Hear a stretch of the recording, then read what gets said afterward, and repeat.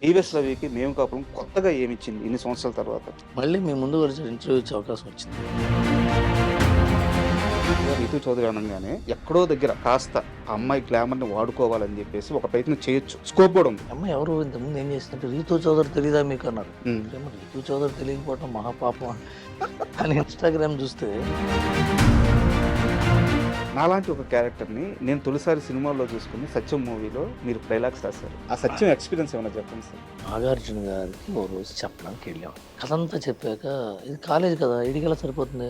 హ్మ్. సుమంత్ ఉన్నాడు పక్కన. సుమంత్ మొహంలో నేను అప్పుడు మార్పు చూసి ఇప్పటికీ నాకు గుర్తుంది. సుమంత్ ఫేస్లో డిసప్పాయింట్మెంట్. నాగార్జున గారు వెళ్ళే ముందు ఏం చెప్పాడంటే సుమంత్ ఫెయిల్యూర్లో ఉన్నాడు. కెరీర్ స్టార్టింగ్‌లోనే అప్పుడప్పుడే పేరొస్తుంది. సినిమాలు వస్తున్నాయి. అలాంటి టైంలో ఒక పని రాక్షసుడి దగ్గర పడ్డారు. ఆ సినిమా కూడా ఆషామాషి సినిమా కాదు, 'ఖడ్గం'. నేను సరే, 2-3 సార్లు పారిపోయాడు. పారిపోయారా? చాలా సార్లు పారిపోయాడు. కృష్ణవంశీ గారు. Brilliant personality. తెలుగు సినిమాకి ఒక ఆభరణం, ఒక ముఖ్యర లాంటి వాడు. ఆ 'ఖడ్గం' సినిమాకి భయమే లేదు ఆ డైలాగ్స్ రాస్తున్నప్పుడు. నేను మీరు జాగ్రత్తగా ఈ డిఫరెన్స్ నేను చిరంజీవి గారి దగ్గర నేను తెలుసుకున్నాను. ఆయన చాలా చెప్తుంటే భయం ఉండకూడదు సార్ అన్న. అది తెలియదు. ఒక స్టేజ్ మీద చిరంజీవి గారు, బాలకృష్ణ గారు ఉన్నారు. మేమిద్దరం కలిసి సినిమా చేయడానికి రెడీగా ఉన్నాము. ఒక సినిమాలో పొందుపరిచి మమ్మల్ని చేయమంటే మాత్రం బాలయ్య నేను రెడీ, మీరు వాళ్ళిద్దరిని కలిపి ఒక సినిమా రాయడానికి ఎందుకు ప్రయత్నాలు జరగట్లేదు? చాలా కష్టం అండి. ఉమ్. చిరంజీవి గారు is larger than life image ఉన్న వ్యక్తి నటుడు. బాలకృష్ణ గారు లార్జర్ దాన్ లైఫ్ ఇమేజ్కి టార్చ్ బేరర్. సో ఇద్దరిని తీసుకొస్తే ఆ ప్రాబ్లం చిరంజీవి గారు ఒక్కడు సాల్వ్ చేయలేడా? బాలకృష్ణ గారు కూడా కావాల్సి వచ్చాడా? రైటర్స్ చాలా సెన్సిటివ్గా ఉంటారు. బట్ మీ లైఫ్ ఏమి, మీ అందరి లైఫ్ ఏమి అంత పూల పంపుగా ఎప్పుడు సాగలేదు. పూరి జగన్నాథ్ గారి కంటే ఎవడు పడ్డాడు సార్? ఎవడు పడ్డాడు? ఇంక పనికిరాడు పూరి జగన్నాథ్. మొత్తం పోయిందా సార్? మొత్తం పోయిందా? మొత్తం మొత్తం అన్న మొత్తం అన్నాడు. ఊరుకోండి సార్ మొత్తం. One of the best movie Adhurs. ఆ రైటింగ్ అప్పుడు, ఆ సిట్టింగ్స్ అప్పుడు ఎలా ఉండేది? ఏదైనా ఒక చిన్న ఎక్స్పీరియన్స్. వినాయక్ గారు కథ విషయంలో బ్రహ్మరాక్షసుడు. మోనా వెంకట గారు 2-3 సార్లు వెళ్ళిపోయి విన్ని నా వల్ల కాదు, నా వల్ల కావట్లేదు నిన్ను ఒప్పించడం, నీకు అర్థం కాదు నేను చెప్పేది. ఎన్టీఆర్ ఒక విశ్వరూపం సార్ నటుడుగా. Is a marvellous man. Sudden గా అప్పుడు దురదృష్టవశాత్తు తారక్ గారికి యాక్సిడెంట్ అయింది. జూనియర్ ఎన్టీఆర్ ప్రయాణిస్తున్న వాహనం ప్రమాదానికి గురైంది. Junior NTR at the King's Hospital in Hyderabad. మీరు ఇందాక వినాయక్ గారి గురించి చెప్పి నన్ను ఏడిపించారు. మీరు ఆ మాట అనగానే నాకు అసలు ఒక 2-3 సెకండ్లు అర్థం ఏమి మైండ్ పోయింది. కొడుకు ఎలా ఉండాలి అంటే వినాయక్, నేను సంపాదించింది నేను సంపాదించబోయే మొత్తం రాసిస్తా, నా తండ్రిని బతికించాలంటే ఏ వైద్యం ఉందో చెప్పండి ప్రపంచంలో. తండ్రి కోసం నీ అమ్మ దశరథ మహారాజుకి రాముడు ఎట్లాగో వినాయక్ గారు వాళ్ళ తండ్రికి అట్లా. నేనంటే ఎంత ఇష్టం అంటే మా నాన్న. రేపు పొద్దున పుట్టినరోజు బట్టలు చదువుకుని రైలు ఎక్కి అన్నవరం వెళ్ళాలి. ఆ రోజు రాత్రి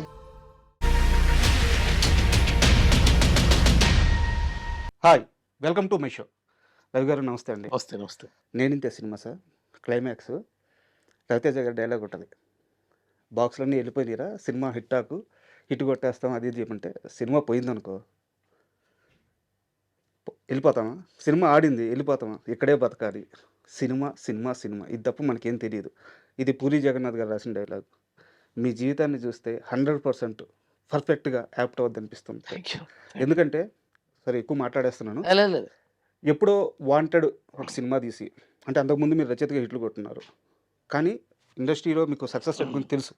అలాంటి మనిషి మళ్ళీ బౌన్స్ బ్యాక్ అవ్వాలంటే, మళ్ళీ పక్క రోజు హ్యాంగర్ కొన్న షర్ట్ వేసుకొని నలుగురిలోకి వెళ్ళాలంటే, సినిమా మీద ప్రేమ తెప్పించి ఆ మనిషిని ఇంకా ఏది ఆపలేదన్నమాట.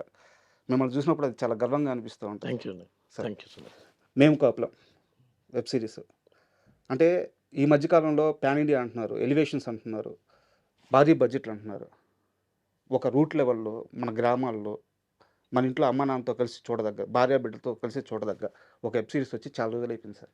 ఈవెన్ ఓటీటీలో కూడా అలాంటి ఒక మంచి అంటే వెబ్ సిరీస్ నాకు చాలా బాగా నచ్చింది. బట్ కొన్ని కంప్లైంట్స్ ఉన్నాయి, అవి కూడా చెప్తాను.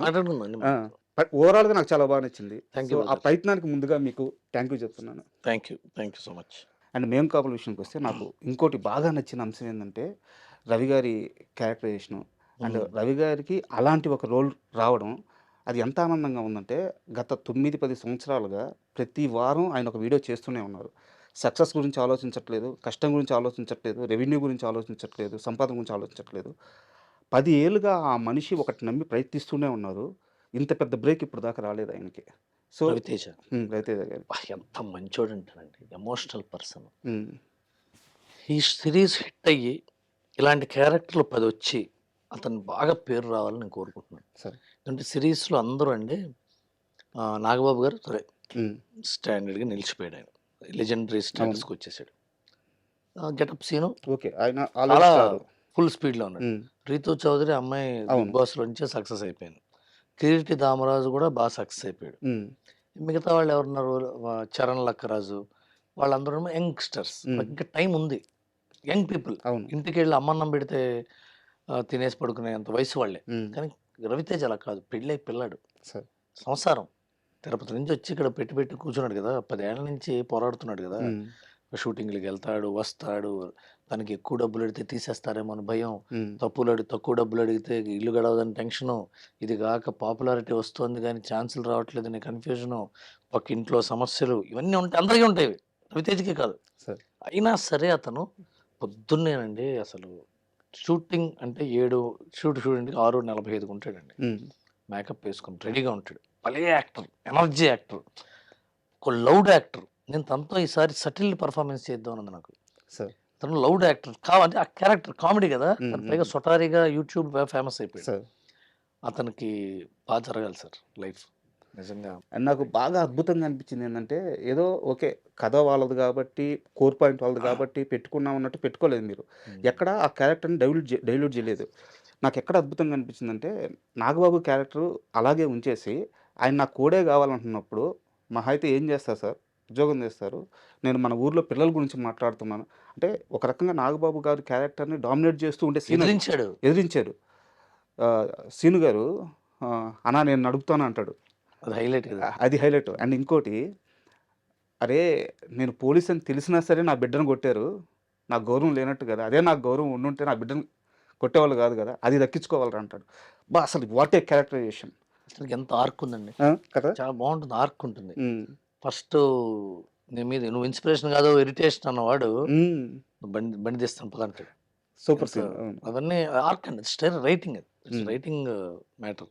అవి రావటమే కథ, దాన్నే కథ అంటారు. సరే. ఒక మనిషి ఒక ఇన్సిడెంట్ వల్ల, ఒక ఎపిసోడ్ వల్ల మారితే అది కథ అవుతుంది. హ్మ్. కథ అంటే ఒక బయలుదేరాడు, వాడు కొట్టుకుంటూ వెళ్ళాడు, అది గెలిచాడు, జెండా పాతాడు, కథ కాదు అది. అంతర్లీనంగా అంతర్మథనం చెంది క్యారెక్టర్ మారితేనే కథ అవుతుంది. సరే. ఎప్పుడైనా ఏ సినిమైనా చూడండి, ఒక వ్యక్తి ఒక చోట నుంచి ఒక చోటుకి వెళ్ళేటప్పుడు తనతో పాటు తన కుటుంబాన్ని, తన స్నేహితుల్ని, తన ఊరిని తీసుకెళ్ళి గెలుపుకుంటూ వెళ్ళే ప్రయత్నంలో larger than lifes, rooted films అన్నీ ఉంటాయి. సరే. బట్ ప్రొటాగనిస్ట్లో మార్పు వచ్చినప్పుడే హ్మ్. అది అద్భుతం. అంటే నేను కంపేర్ చేయట్లేదు గానీ, అవుతుంది.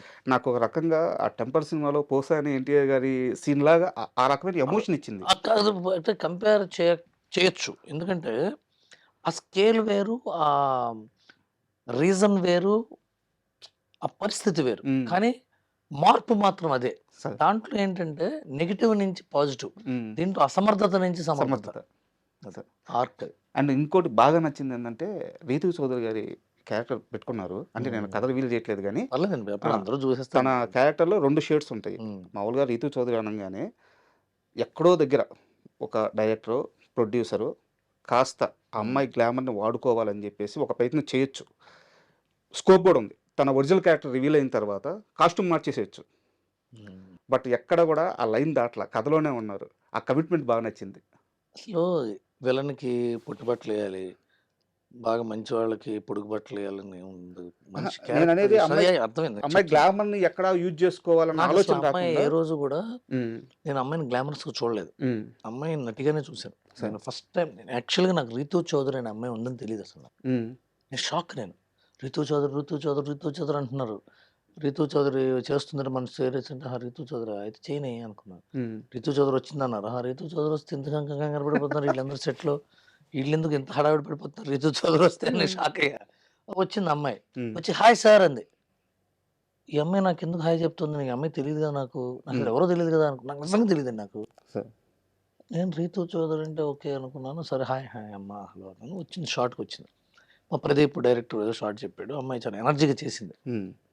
అమ్మ నేను భలే చేస్తుంది, బాగా చేసింది అమ్మాయి, వెంటనే అడాప్ట్ అయింది అని. అమ్మాయి ఎవరు ఇంతకుముందు ఏం చేసిందంటే రీతు చౌదరి తెలీదా మీకు అన్నారు.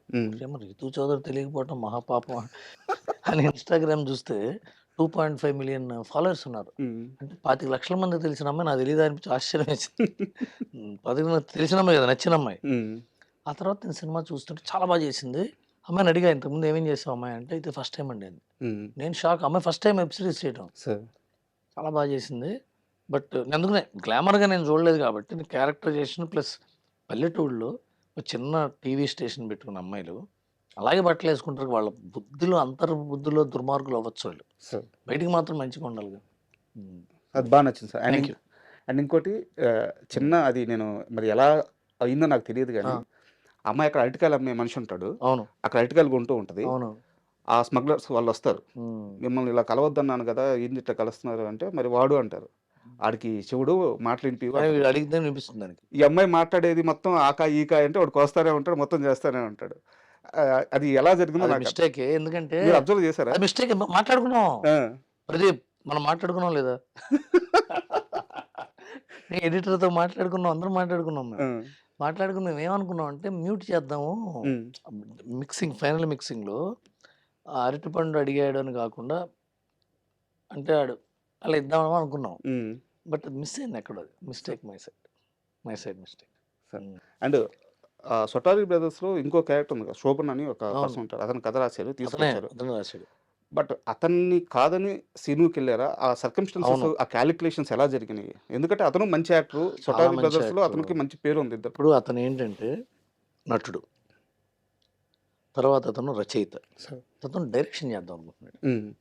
తను డైరెక్షన్ చేద్దాం అనుకుంటున్నప్పుడు మారుతి గారి కంపెనీలో తను ఓకే అయింది కథ, డైరెక్టర్గా కథ ఓకే అయింది. తిరుగుతున్నాడు, ఇంకా కరెక్షన్స్ ఉంటాయిగా, ప్రొడ్యూసర్ కరెక్షన్స్ ఉంటాయి, మారుతి గారు కూడా మరి రైటర్ అండ్ డైరెక్టర్ కదా, ఆయన కరెక్షన్స్ ఉంటాయి. ఈ టైంలో మా గెటప్ సీన్ కాస్టింగ్ అప్పుడు నేను అనురాధ గారిని అడిగా, శోభన్కి వెళ్దామండి అంటే, బాగానే ఉంటాడండి, ట్రై చేయొచ్చు అన్నట్టుగానే పాజిటివ్గా అన్నారు. నేను శోభన్ అడిగా, అబ్బాయి నువ్వు చేస్తావా అని. అతను సూపర్ దూకేస్తా అనలా అతను. అంటే నేను మారుతి గారిని అడగాలండి, ఏమవుతుందో. అతను కొత్త కుర్రాడండి, చిన్న పిల్లాడు, అప్పుడు ఇంకా పెళ్లి కూడా అవ్వాలి అబ్బాయికి, చిన్న అబ్బాయి. నేను ఏం పర్లేదులే నువ్వు అని, మన డార్లింగ్ స్వామి గారు రైటర్ ఉన్నాడు, డార్లింగ్ స్వామి గారిని అడిగాను ఫోన్ చేసి, స్వామి బ్రదర్ ఇట్లా మారుతిని అడుగు, మనవాడు యాక్టింగ్ అంటే, అమ్మో అతను అసలు డార్లింగ్ స్వామి మామూలు ఎక్స్ప్రెషన్ ఇవ్వాలి. ఇప్పుడు ఆయన ఏమో రాజాసాబ్ ఫైనల్ టెన్షన్స్లో ఉన్నాడు, ఇప్పుడు వెళ్ళి ఇతను 2 నెలలు యాక్టింగ్ చేసి వస్తాడంటే ఏమనుకుంటారు ఏమో. అడగవయ్యా, ఇప్పుడు అర్జెంట్గా సినిమా తీసి షూటింగ్ వెళ్ళిపోయి రిలీజ్ అయిపోతుందండి సినిమా, 2 నెలల తర్వాత స్టార్ట్ అవుతుంది, అడుగు అన్న. సరే అన్నగారు అని చెప్పి ఫోన్ చేశాడు. కాసేపు ఈ డిస్కషన్ జరుగుతుంటే ఈ లోపల మాకు డేట్లు, షూటింగ్ స్టార్ట్ చేసేయాలి, మేము మేలో రిలీజ్ చేయాలి షోని. ఈ ఫోన్లో గీన్లు ఉంటే అరవింద్ మన అనురాధ్ గారు, ఏమంటే గెటప్ సీన్ గారు ఎలా ఉంటారు అంటే అద్భుతంగా ఉంటాడండి. ఇంక గెటప్ సీన్ వచ్చిన తర్వాత ఆప్షన్లో మాకు నేను శోభన్ ఆఫీస్కి పిలిచి చెప్పాను, శోభన్ నువ్వు ఈ సినిమా కథ రచయితవి, స్టోరీ నీ పేరు ఉంటుంది, స్క్రీన్ ప్లే కూడా నువ్వు రాసావు, సొటారి అనేది సృష్టించిందే నువ్వు, గెటప్ సీన్ వస్తే అందరికీ బాగుంటుంది, నువ్వు నిన్నే పెట్టుకోవాలి, నాకు ప్రదీప్కి ఉంది, బట్ మంచి ఆప్షను. అప్పుడు ఇంకా గెటప్ సీన్ గారికి మేము ఫోన్ చేసి అడగల, ఓకే ముందు ఇతను పర్మిషన్ లాగా అడుగుతున్నారు, అదే ఇన్ఫర్మేషన్. అతను చిన్న అబ్బాయి కదా, అతను ఇబ్బంది బాధపడకూడదు అడిగాను. అంటే వెళ్ళేవాళ్ళండి బాగానే ఉంటుంది అన్నాడు. మనసులో ఇక్కడ బాధపడి ఉంటాడేమో అనుకుంటున్నాను, నాకు తెలియదు, బట్ ఓకే అన్నాడు. వెంటనే సీన్కి చేశాను, సీన్ కూడా చాలా వెంటనే రెస్పాండ్ అయ్యాడు. తను చాలా బిజీ, ఎంత busy getup scene, top busy కదా, అయినా తను చేస్తానని. రెమ్యునరేషన్ విషయంలో కూడా నేను ఇంత ఇవ్వగలను వెబ్ సిరీస్ ఇది అంటే, అన్నయ్య నేను హీరోగా చేయదలుచుకోలేదు, నాకు హీరో వద్దు, మంచి క్యారెక్టర్ నాగబాబు గారినే ఉన్నాడు అంటే, హీరో లాంటిదే హీరో కాకపోవచ్చు, ఇద్దరు హీరోలు ఒకటవచ్చు అంటే అటు ఇటు చెప్పి నేను చెప్పాను. తన తర్వాత వెంటనే చేశాడు. నాకు వచ్చిన తర్వాత సెట్కి వచ్చాక ఈ క్వశ్చన్కి లేదు ఇది, అయినా క్వశ్చన్ కానీ ఆన్సర్ చెప్తున్నాను. సెట్కి వచ్చాక ఇతనేమో చాలా లౌడ్ పర్ఫార్మర్ కదా, Hmm. క్యారికేచరిష్ మనవాడు రవితేజ. అవును. అతనేమో ఎఫర్ట్లెస్ అంటుంటాడు. ఇద్దరికి మ్యాచ్ అవుతుందో లేదని భయపడ్డా, కానీ అదృష్టవశాత్తు మ్యాచ్ అయింది. అంటే మ్యాచ్ అయింది. భలే మ్యాచ్ అయింది, భలే మ్యాచ్ అయింది. Correct. ఇద్దరు చాలా, రవితేజ చాలా తనకి సంస్కారవంతుడు. సార్ గెటప్ సీన్ రాగానే అన్నయ్య అన్నాడు, హగ్ చేసుకున్నాడు, గౌరవించాడు. గెటప్ సీన్ కంఫర్ట్ ఇచ్చాడు, తనకి ఇవ్వాల్సిన గౌరవం ఇచ్చాడు, నాగబాబు గారికి ఇవ్వాల్సిన గౌరవం ఇచ్చాడు. సో సజావుగా సాగింది. సెట్ అంతా ఒక మంచి వాతావరణం ఆటోమేటిక్. చాలా ఆనందంగా. మా ప్రదీప్ ఒక్కోసారి పొద్దున 6 మొదలు రాత్రి 2 దాకా చేసేవాడు. అలా 4-5 రోజులు అయింది. 4-5 రోజులు 7 to 2 చేయటం అంటే 2 o'clock చేయాలి కదా. Correct. మరి అందరూ వాళ్ళు మేము వెళ్ళిపోతామండి, మేము మమ్మల్ని 6 దాకానే అన్నారు, 2 దాకా ఏంటి అని అడగాలిగా అందరూ. అవును. చాలా మంది చేశారు పాపం. 90% అందరూ చేశారు. చాలా మంది అంటే తప్పు, 100% మంది యాక్టర్లు చేశారు. అండ్ ఇంకొక చిన్న ప్రశ్న సార్, ఇది పూర్తిగా నా పర్సనల్ క్వశ్చన్. 8th క్లాసో 9th క్లాసో గుర్తులేదు సార్ నాకు సరిగ్గా. పేపర్ చదవడం వచ్చు, కవితలు రాయడం వచ్చు. అవి కవితలని నేను అనుకునే వయసు. కానీ అలా రాసే వాళ్ళని రైటర్ అంటారని, రైటర్ అంత సెన్సిటివ్గా ఉంటాడని ఆలోచించి ఏం తెలియదు. భయంకర ఇంట్రోవర్ట్ నేను. నాలాంటి ఒక క్యారెక్టర్ని నేను తొలిసారి సినిమాలో చూసుకుంది సత్యం మూవీలో, సుమంత్. సుమంత్ గారిలో చూసుకున్నాను. ఓకే, నేను రైటర్ అయిపోవాలి. ఆ రోజు పడింది బీజం. ఆ సినిమాలో పాటలు కానీ, చిక్కిరి గారి విశ్వరూపం అది, మాటలు కానీ, ఆ తనికల వర్ణ గారి దగ్గర కూర్చొని చెప్పే మాటలు కానీ, చెల్లెలతో ఉండే మాటలు కానీ, నాన్నతో ఉండే మాటలు కానీ. సో ఆ సినిమాకి మీరు ఫస్ట్ డైలాగ్స్ రాశారు. ఏ రోజన్నా మీరు కనిపిస్తే నేను మీకు థ్యాంక్స్ చెప్దామని చెప్పి అనుకున్నాను. ఎందుకంటే ఒక వ్యక్తిని ప్రభావితం చేసిన సినిమా, ఒక వ్యక్తిని ప్రభావితం చేసిన పని, thank you sir. Art. Thank you. నేను ఒక్కరినే అవ్వచ్చు, నాలాగా ఇంకెవరైనా ఉండుండొచ్చు, బట్ నా జీవితానికి ఉపయోగపడే సినిమా అది. Thank you sir. Thank you.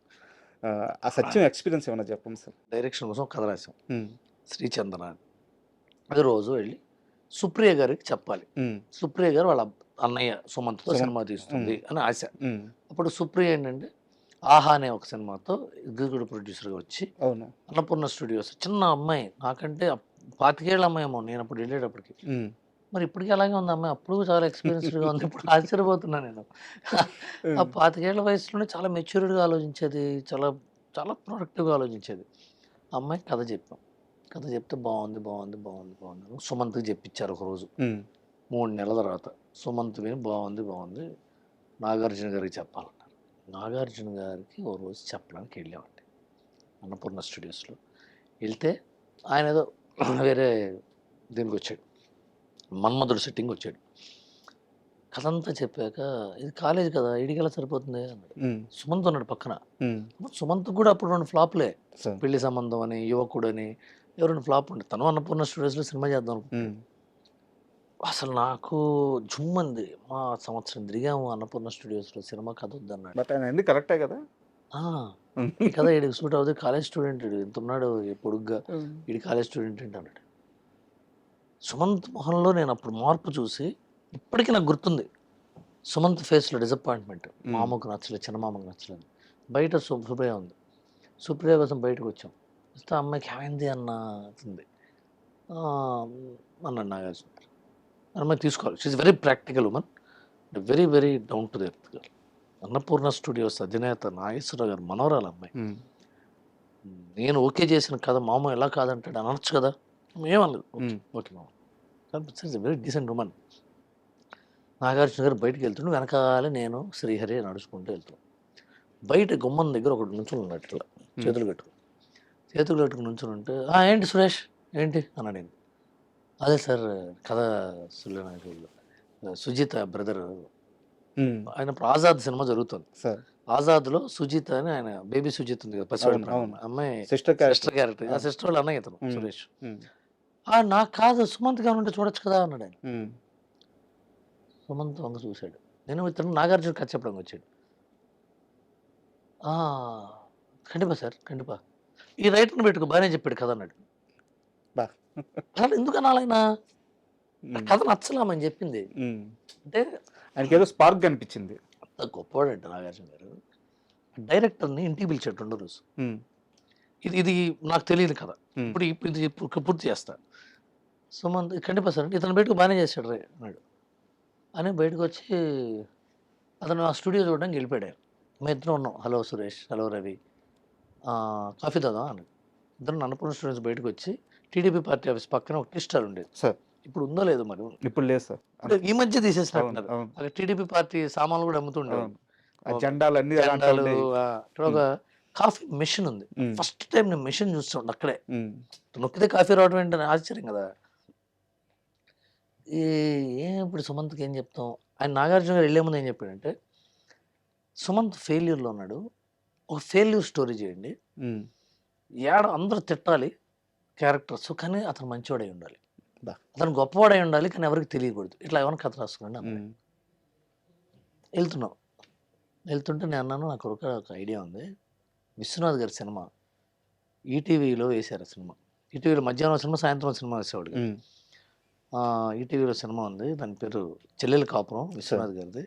ఆ కథ ఏంటంటే, ఒక పోయెట్ ఉంటాడు, ఉమ్, వాడు ఇంకో పోయెట్ దగ్గర జూనియరు, ఆ చెల్లెల పెళ్లి కోసం అతని దగ్గర పనిచేస్తుంటాడు, కానీ అక్కడ రీజన్ అతను నల్లగా ఉంటాడని ఇన్ఫీరియారిటీ కాంప్లెక్స్, అది తీసేస్తే కనుక అది బాగుంటుంది అని ఇట్లా ఇట్లా ఇట్లా చెల్లెల కోసం ఒక అన్నయ్య ఒక లిరిక్ రైటర్ దగ్గర గోస్ట్గా పనిచేసి వెళ్తూ ఉంటాడు. ఈ లవర్ ఏమో అతను లిరిక్ రైటర్ లవ్ చేస్తుంటుంది, అతని సాంగ్స్ అనుకొని. సాంగ్స్ అతను గౌరవిస్తుంటుంది, ఇతనే పక్కన ఉంటాడు, అతనికి తెలియదు ఈ అమ్మాయి. ఉమ్, ఇది కదా అంటే సూపర్ అని సురేష్ మళ్ళీ వచ్చాడు. అప్పుడే నాగార్జున కారెక్కుతున్నాడు. ఉమ్, కారెక్కుతుంటే, సార్ ஒரு కథ ఇరుకు సార్ అన్నాడు. అప్పుడు ఇరుక ఉమ్, వీడేం చేశాడు సురేష్, పెద్ద ఇంకో కథ రాశాడు ఆయన. సార్ నేను హీరోగా చేయడం కోసం కథ రాసుకున్నాను సార్, ఉమ్, అది మీరు అడుగుతున్నారు కాబట్టి చెప్తాను అనుకుంటున్నాను, నువ్వు హీరో ఎప్పుడేం చేయొచ్చా, ఇప్పుడు నాకు కథ కావాలి కదా, నువ్వు చెప్పు అన్నాడు. ఉమ్, చెప్పాడు. బాగానే ఉంది, ఇది బాగుంటుంది సుమంత్ చేస్తే, ఓ సూపర్ గుడ్ వాళ్ళు చేస్తారు కదా, రాజా, సూర్యవంశం, ఉమ్. అలా హీరో మంచోడు కానీ అందరూ తిడుతూ ఉంటారండి, అలాంటి స్టైల్ ఇది వర్కౌట్ అవుతుంది, విజేత ఈ స్టైల్లో ఉంది, ఇది చేద్దాం, ఇది కూర్చోబెట్టు సుప్రియ, మనం కాటేజీలో కూర్చోబెట్టి చేయించు, చేద్దాం అన్నాడు. ఓకే అయిపోయింది సినిమా, జడ్జిమెంట్ సార్, ఓకే అయిపోయింది సార్, స్పాట్లో ఆ జడ్జిమెంట్. ఓకే. ఉమ్, సో ఆ రోజు జడ్జిమెంట్తో నా జీవితం స్టార్ట్ అయ్యింది సత్యంలో. అక్కడి నుంచి ఇంకా ఎస్ గోపాల్ రెడ్డి గారు కెమెరామెన్ గారి ఇన్వాల్వ్మెంట్, ఆయన కూర్చోబెట్టి ప్రతి కథ వినేవాడు, సీన్ వినేవాడు. తమిళ డైరెక్టర్ కదా అతను, సార్. చక్రి, అసలు చక్రి సార్, నాకు భాస్కర్ భట్ల రవికుమార్ అనే గొప్ప స్నేహితుడు దొరికింది ఆ సినిమాతో, సార్. కందికొండ దొరికింది ఆ సినిమాతో. చక్రి గారు బాగా క్లోజు నాకు, అప్పుడే పరిచయం, అప్పుడే ఇంకా అతను వస్తే అప్పుడే బాచి అవును, అవును, అవును. రోజు సాయంత్రం కాటేజ్కి వచ్చేవాడు. అతనికి ఫుల్ మందు, ఆయన ఫుల్లీ లోడెడ్, ఆయన తాగొచ్చేవాడు. ఒక్కోసారి మేము అన్నపూర్ణ స్టూడియోస్ ఇక్కడ చేయకూడదని బయటికి తీసుకెళ్ళాం, మాకు ఫ్లాట్ ఉంది, లేకపోతే తన ఇంటికి వెళ్ళేవాళ్ళం, స్టూడియో తప్పు కదా, సార్. అంతా మళ్ళీ వచ్చి ఇక్కడ కూర్చొని భోజనం చేసాడని ఇక్కడికి వచ్చేవాళ్ళు స్టూడియోకి. ఉమ్, వచ్చి ఒకసారి పాట ఇవ్వడు, బాగా చెప్తున్నాం ఏదో చెప్తున్నాం, నడుచుకుంటూ బాత్రూమ్కి వెళ్ళాడు, నేను కూడా బాత్రూమ్కి వెళ్ళాను. అతను తాగితే పడిపోయి గోడకు ఆనుకుపోయాడు, సార్. గోడకు ఆనుకుపోయాడు ఇట్లా, అంటే పక్కనే ఉన్నాను నేను, అన్నాడు. నేను డైరెక్టర్ని పిలిచేది, గొణుకుతున్నాడు చూడండి, పాట ఏమో అది అంటే, మచ్చా సూపర్ మచ్చా, ఏదో ఒకటి పాడు కదా, ఉమ్, అది వచ్చి బాగుంది అన్నాడు. బాగుంది నువ్వు అసలు సూపర్ అని చెప్పి కూర్చోబెట్టి మళ్ళీ పాడమంటే, మధురమే మధురమే మధురమే నీ నడకే చూస్తూ పాట, అది కందికొంట ఫట్ ఫట్ ఫట్ ఫట్ రాశాడు. అదే ఇట్లా వచ్చినాయి అసలు. అలాగే చివరి పాట పిలిచిన పలకవే ప్రేమ, అది షూటింగ్ అయిపోయిన తర్వాత, సినిమా అయిపోయిన తర్వాత అప్పటికప్పుడు భాస్కర్ భట్లను కూర్చోబెడితే గార్డెన్లో కూర్చొని రాశాడు పాట, రీ రికార్డింగ్ జరుగుతుంటే పక్క, ఉమ్. పిలిచిన పలకవే ప్రేమ గార్డెన్లో కూర్చొని రాశాడు. ప్రేమే మధురం, ప్రేమే కావ్యం, అన్నీ కాదా, ఐ లవ్ యూ బా, ఏం పాడు సార్. అది ఎంత పాట టక టక టక టక టక రాశాడు అసలు. అది భాస్కర్ భట్ల మ్యాజిక్ అది. అంటే సో అలా పాట అంతా అయ్యి సత్యం అంతా సరే, మా అందరి కెరీర్ సత్యం రాజేష్. సార్. సత్యం రాజేష్ గురించి చెప్పాలండి. సత్యం రాజేష్ నేను ఫస్ట్ ఎక్కడికి గెలిచామంటే, ఇప్పుడు నేను సత్యం రాజేష్ ఇంటర్వ్యూ చేస్తే మాత్రం ఇది చేయమని అడగండి. సార్. సత్యం రాజేష్ స్లో మోషన్లో నడవటం అనే విద్య తెలుసు. ఓకే. మామూలుగా నడుస్తాం కదా, అసలు స్లో మోషన్లో ఇట్లా నడుస్తుంటాడు, అదొక విచిత్రమైన స్టైల్, అప్పటికి రాదు అది. ఫాస్ట్గా నడుస్తాం, స్లోగా ఎలా నడుస్తాం, ఏదో మనం టీవీలో ఇలా స్లో మోషన్ పెడితే చేస్తారు కదా, జోరుగా హుషారు కానీ చంద్రమహేష్ సినిమాకి చంద్రమహేష్ గారు కూడా చేశారు కదా. చేశాను సెటర్ చేశాను. అది కూడా చూశాను. ఆ చంద్రమహేష్ గారి సినిమాకి అతను యాక్టర్గా వచ్చాడు, చిన్న యాక్టర్. ఓకే. దాంట్లో మా ఫ్రెండ్ జేకే అని అబ్బాయి మా రూమ్మేట్ ఉంటే అతన్ని పెట్టడానికి, దానికి కొరటాల శివ డైలాగ్ రైటర్ జోరుగా హుషారుగా. సో ఆ జేకేని పెట్టడానికి వెళ్ళినప్పుడు సత్యన్ రాజేష్ స్లో మోషన్లో భలే ఉన్నాడే అనుకుని మా ఆఫీస్కి మా రూమ్కి వస్తే అక్కడ సత్యం డైరెక్టర్ సూర్యకిరణ్ పరిచయమై సురేష్ ఆ సినిమాలో పెట్టాం. అతనికి వర్షం సినిమా వచ్చింది ఓకే. ఆ టైంలో. వర్షం మరి ఎంఎస్ రాజు గారు అంతే, పెద్ద పెద్ద ప్రాజెక్ట్. కంపెనీ, అవును. పెద్ద ఒక్కడు ప్రొడ్యూసర్ ఆయన, పెద్ద కంపెనీ కదా. నాకు వర్షం షూటింగ్ ఉంది, మాకు వర్షం షూటింగ్ ఉంది అనేవాడు. ఇక్కడేమో నీ మీద పాట ఉంది, 2 మొక్కజొన్న పొత్తులు ఉన్నాయి, తిందువారు ఉంది, ఓరి దేవుడా ఉంది అని సత్యన్ రాజేష్. సత్యం కూడా బాగా ఫ్రెండ్లీగా ఉండేవాడు అండి. పైగా అతను వైజాగ్, మా సిస్టర్ అతను కొలీగ్ ఏదో కంపెనీలో, తర్వాత తెలిసిందే. సో అతనికి సత్యన్ రాజేష్ అందరికంటే ఎక్కువ సత్యం వల్ల సక్సెస్ అయింది సత్యన్ రాజేష్. Correct sir. ఆయన పేరే అది అయిపోయింది కదా డిసిప్లిన్డ్ పర్సన్. చూడండి అప్పటికిప్పుడు రివర్ట్లా యాజ్ ఇట్ ఈస్ ఉంటాడు. సార్. అంటే ఇది చెప్పొచ్చో లేదో తెలియదు కానీ నిజానికి మధ్యలో ఆయన టాలెంట్కి తగ్గ సినిమాలు కూడా రాలేదు ఆయనకి. బట్ అప్పుడు కూడా ఆయన ఎంతే స్ట్రాంగ్గా ఉన్నారు. ఈ హీరోల ఫ్రెండ్స్ పరిస్థితి అదేనండి. హీరోల ఫ్రెండ్స్ మారుతుంటారు. హీరో వయసు మారే కొద్దీ హీరో ఫ్రెండ్స్ని తగ్గిస్తుంటారు వయసు. అది అంతే. కానీ తను మంచి యాక్టర్, సార్. బ్రిలియంట్ యాక్టర్, అసలు super. I really love him as actor. Praveen ఒకడు సూపర్. తనకి ప్రవీణ్ అనేవాడికి అంత నాలెడ్జ్ ఉండటం, సొసైటీ మీద కౌంటర్స్, ఐడియాస్, పంచెస్. నేను ప్రవీణ్, రాజేష్ ఇద్దరిని బాగా నమ్ముతా, బాగా పెద్ద యాక్టర్లని. అండ్ నేను ఇదే బెంచ్లోకి జోష్ రవి గారిని కూడా చెప్తాను సార్. అవును, జోష్ రవి అయితే ఇంకా అసలు రాలేదు ఇంకా. అవును. అసలు వీళ్ళందరికీ పితామహుడు ఎవడో తెలుసా? చిత్రం సీను. సార్. చిత్రం సీను సక్సెస్ చాలా ఎక్కువ అవ్వాల్సిన వాడు. చిత్రం సీనుకు నాలెడ్జ్, క్వాలిటీ నాలెడ్జ్, ఇంకా అతను కూడా రావాలి. ఇక్కడ పడతాయి లేస్తాయి. అందరం ఇక్కడే ఉన్నాం కదా. ఫస్ట్ మీరు పూరి జగన్నాథ్ డైలాగ్ చెప్పినట్టుగా. సార్, అయితే కెరీర్ స్టార్టింగ్లోనే అప్పుడప్పుడే పేరు వస్తుంది, సినిమాలు వస్తున్నాయి. అలాంటి టైంలో ఒక పని రాక్షసుడి దగ్గర పడ్డారు. ఆ సినిమా కూడా ఆషామాషి సినిమా కాదు, ఖడ్గం. అవును.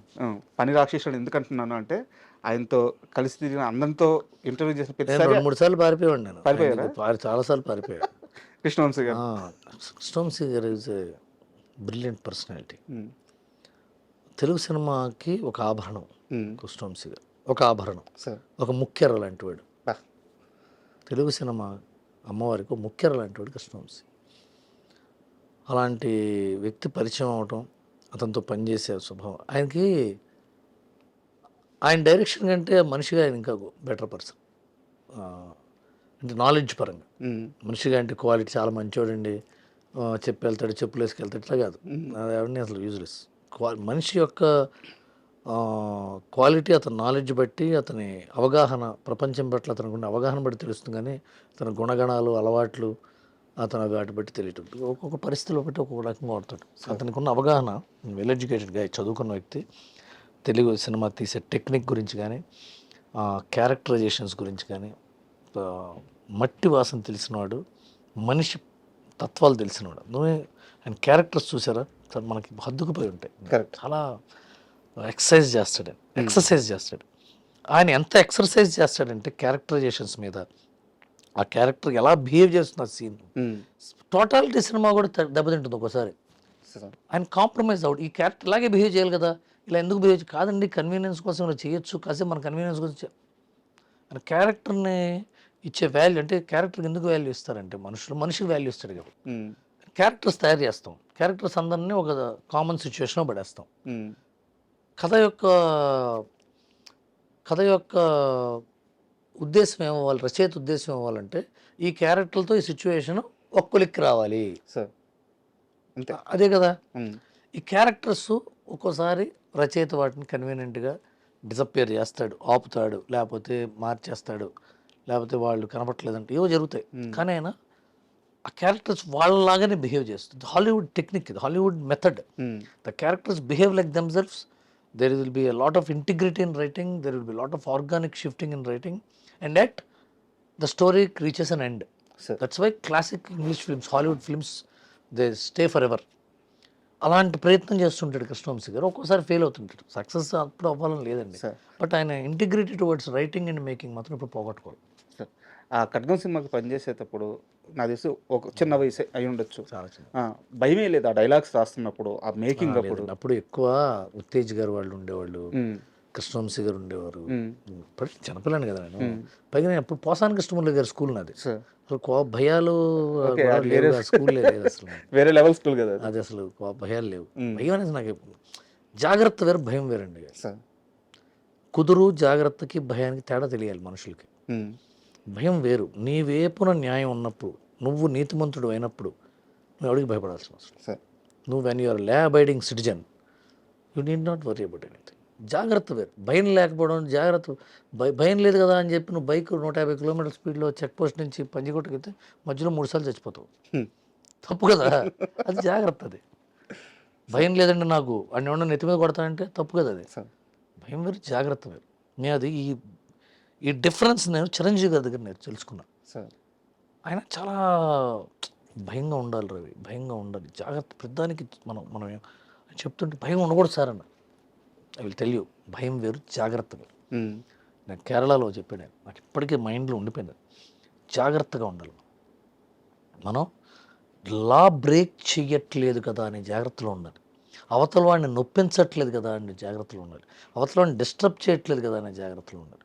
మనం ఈ స్టెప్ తీసుకున్నప్పుడు మనం ఏమైనా కోల్పోతామేమో, మనం కోల్పోవటం మన కుటుంబం ఇబ్బంది పడుతుందేమో, మనకి బాధ్యత తప్ప చెప్పిన మన కంపెనీ ఇబ్బంది పడుతుందేమో అనే జాగ్రత్త ఉండాలి. అది దాన్ని భయం అనుకుంటే భయం అనుకో, జాగ్రత్త అంటే జాగ్రత్త. Correct. That's where I have learned lesson. 2 సంవత్సరాల క్రితం 2.5 సంవత్సరాల క్రితం ఒక స్టేజ్ మీద చిరంజీవి గారు, బాలకృష్ణ గారు ఉన్నారు.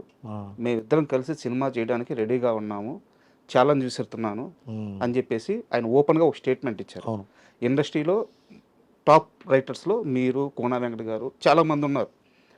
సో మార్కెట్ పరంగా మంచి వాతావరణం ఉంది. వాళ్ళు ఓపెన్ స్టేట్మెంట్ ఇచ్చున్నారు.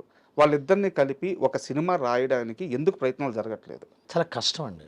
ఉమ్, ఇప్పుడు కష్టం ఎందుకంటే near impossible. Um, I will tell you why. Chiranjeevi గారు is larger than life image ఉన్న వ్యక్తి, నటుడు.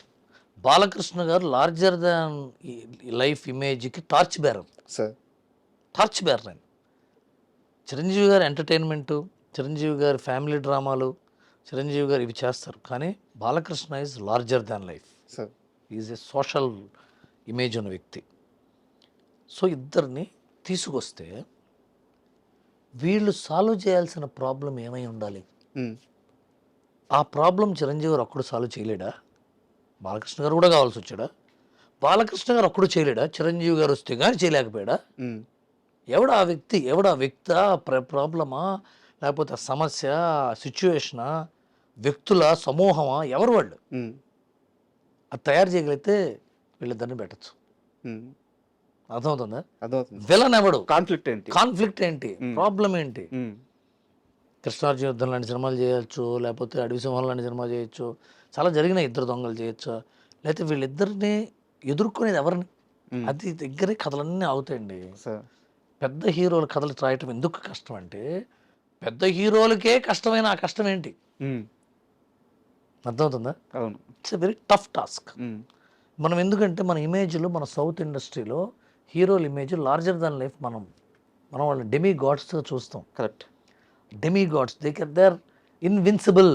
వాళ్ళు కొట్టే విలన్ ఎవడు? ఉమ్, ఫ్యామిలీ డ్రామా చేయాలి, లేకపోతే అది అంతా చేయాలి, ఎంత వర్క్ చేయాలి. It's not an easy job. అంటే మీకు తెలిసి మీరు కానీ, లేదా మీకు తెలిసిన రైటర్లు కానీ ఎవరైనా ఈ 2 ఏళ్లలో కనీసం ఆ ప్రయత్నం చేయడానికి కూర్చున్నారా? నాకైతే తెలియదండి. టు మై నాలెడ్జ్ కూర్చున్నారేమో. ఉమ్, ఉమ్, కూర్చుంటే నాకే తెలుస్తుంది వాళ్ళ ఇంట్లో కూర్చుంటే. మరి వాళ్ళకి వెళ్ళి చెప్పారు, నాకు తెలిసి టు మై నాలెడ్జ్ చెప్పలేదు. మరి చెప్పుంటారు, నాకు తెలియదు. Sir I don't know. And నాకు బాగా చాలా ఇన్స్పైరింగ్గా అనిపించేది మీ బ్యాచ్ ఒకటి ఉంటుంది సార్. అంటే కోన వెంకట గారు కానీ, మీరు కానీ, గోపీమోహన్ గారు కానీ, ఇలాంటి ఒక బ్యాచ్. అంటే రైటర్స్ చాలా సెన్సిటివ్గా ఉంటారు. బట్ మీ లైఫ్ ఏమి, మీ అందరి లైఫ్ ఏమి అంత పూల పంపుగా ఎప్పుడు సాగలేదు. కోన వెంకట గారి లైఫ్ సార్, ఆయన 1999 ఎర్లీ 2000 ఆస్తంతా పోయి రోడ్డు మీదకి వచ్చేసారు. మొన్నే చెప్పాడు ఆయన. ఆ, మొత్తం పోయిందా సార్? మొత్తం పోయిందా? మొత్తం మొత్తం అన్న మొత్తం అన్నాడు. ఊరుకోండి సార్ మొత్తం అని అరిచాను నా మీద. కారులో వెళ్తుంటే నేను ఎందుకంటే నేను గవర్నర్ గారి మనవడు. మనోడు ఆయన. వాళ్ళ నాన్నగారు పెద్ద ఎక్సైజ్ ఇన్స్పెక్టర్ కాకినాడలో. నేను అడిగా కాకినాడలో 15 సంవత్సరం చదువుకున్నాడు ఆయన. ఇక్కడికి వచ్చాడు. ఇక్కడ ఇది సింబయోసిస్ అంటే సింబయోసిస్ పూణేలో ఎంబీఏ చేశాడు. పెద్ద కంపెనీలో ఆయన వైస్ ప్రెసిడెంట్గా పనిచేశాడు. సార్. అమెరికా వెళ్ళాడు. అప్పటికే ఆచార్య ఆత్రేయ గారితో బెస్ట్ ఫ్రెండ్ ఆయన. రైల్వేస్లో టీవీలు పెట్టి యాడ్లు వస్తాయి తెలుసు. అవును, ఫస్ట్ కనిపెట్టి నేనే. అవును. ఇన్ని చేసి ఈయన ఎందుకు అంటే ఈయన పాలిటిక్స్కి వెళ్ళాడు. ఈయన ఇలా అక్కయ్య గారి మామగారు ద్రోణంరాజు సత్యనారాయణ గారు, ఆయన పిఏగాను ఆయన తింటున్నప్పుడు అప్పుడు ఈ ప్రచారంలో నరేష్ గారు, ధర్మవరం గారు మొత్తం పోయింది. మొత్తం పోయిందంటే పోయింది. అక్కడి నుంచి మళ్ళీ ఆయన ఇవాళ ఈ స్టేజ్లో ఉన్నాడంటే ఎంత గొప్ప జర్నీ సార్. జర్నీ. సో నా క్వశ్చన్ ఏంటంటే, మీ మైండ్ సెట్ ఎలా ఉంటుంది అది తీసుకునేటప్పుడు? ఈవెన్ హరీష్ శంకర్ గారు కానీ, పూరి జగన్నాథ్ గారు కానీ, సో ఒకనాటి దెబ్బలు తెలియదు వీళ్ళంతా, ఈ బ్యాచ్ అంతా కొంకు దెబ్బలు తిన్నారు. దాన్ని దాటి బయటకు వచ్చేటప్పుడు మీ మైండ్ సెట్ ఎలా ఉంటుంది, అప్రోచ్ ఎలా ఉంటుంది? ఏదైనా రియల్ టైమ్ ఎగ్జాంపుల్తో చెప్పినా ఓకే. లేదు, పరస్పర గౌరవం సార్ ఎప్పుడు కూడా. ఇప్పుడు గోపీమోహన్ గారు ఉన్నారు, నాకు చాలా ఇష్టమైన మనిషి అతను. సార్ చాలా ఇష్టమైన మనిషి. నేను నా స్వభావ పరిణామ క్రమంలో నా క్యారెక్టర్ చేంజ్ ఓవర్స్లో ఆయన ఇచ్చిన సలహాలు చాలా ఉపయోగపడినాయి. నన్ను ఆయన స్లో డౌన్ చేసాడు. నన్ను చాలా నాలో ఒక బ్యాలెన్స్ తీసుకురావడానికి ఆయన చెప్పే మాటలు, ఆయన పద్ధతులు, ఆయన స్టైల్ ఆఫ్ లైఫ్ నాకు చాలా ఇష్టం. అలాగే వర్క్ స్టైల్లో కూడా is a genius in creating characters, characterisations. అతను అలా నాకు ఉపయోగపడతాడు. ఆయన కూడా లైఫ్లో డైరెక్షన్ చేద్దాం అనుకున్నాడు, చాలా ట్రై చేశాడు, ఆల్మోస్ట్ అయిపోయి ఆగింది. అయినా సరే ఆయన ఇప్పటికీ మళ్ళీ రైటర్గా బిజీగా ఉన్నాడు. ఇవన్నీ జరుగుతూ ఉంటాయి. అలాగే కోన వెంకట్ గారు డైరెక్షన్ చేద్దాం అనుకున్నాడు, అది ఫెయిల్ అయింది, సినిమా రిలీజ్ అవ్వాలా. ఆ తర్వాత ప్రొడ్యూసర్ అయ్యాడు, ఫ్లాప్ అయ్యాడు, హిట్ అయ్యాడు, రైటర్ అయ్యాడు, కోటాడు ఇవాళ సెటిల్ అయ్యాడు. Harish Shankar first picture flop sir, disaster flop. ఎవడైనా ఎంత అది పెళ్ళయింది ఆ టైంలో. First picture disaster flop. అప్పుడు పెళ్ళి ఒక చిన్న పెంట్ హౌస్లో కాపురం పెట్టాడు. ఆ పెయిన్ నాతోనే షేర్ చేసుకోలేదు సార్. నా ఇంటర్వ్యూలోనే లైట్గా ఏడ్చారు ఆయన, అది గుర్తొచ్చి అది చెప్పుకొని ఒక రూమ్లో ఉన్నానని చెప్పేసి. అందరూ ఒకటే రూమ్ నుంచి బయటకు వచ్చారు సార్. బట్ అతను నాకు పడ్డవాడు మీద జాలి ఉండదు, ఎదిగేవాడి మీద జాలి ఉండదు. పడడానికి ఎదగడానికి మధ్యలో ఉండే ధైర్యం ఉన్నవాడి మీద గౌరవం ఉంటుంది సార్, గౌరవం ఉంటుంది. వీళ్ళందరూ అలా వచ్చిన వాళ్ళు. పూరి జగన్నాథ్ గారి కంటే ఎవడు పడ్డాడు sir?